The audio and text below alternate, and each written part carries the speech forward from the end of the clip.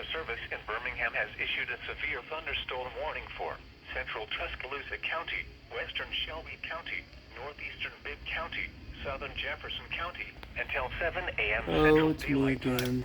Here we go At again. 6:07 a.m. Central Daylight Time, a severe thunderstorm Woo! was located near Bankhead Lock and Dam, or 10 miles northeast of Hold, moving Damn. at 65 miles per hour. God damn. Hazard, 70 miles per hour with gusts and quarter-size hail. Source, radar indicated. Impact, hail damage to vehicles is expected. Oh my Expect god. considerable tree damage. That lightning's going crazy. Likely to mobile homes, roofs, and outbuildings. Locations impacted include American Village, Brookwood, Oak Mountain State Park, Camp Ranch, McFarland Mall, Green Pond, Maline, Helena, Lake Tuscaloosa Dam, Camp Hornby South That is a Bay, huge SVR. Wilton, Patton Creek, Weller, McCattery, West Lockton, The Summit, Shelby County Airport, Calera, Meadowbrook, and Dolomite.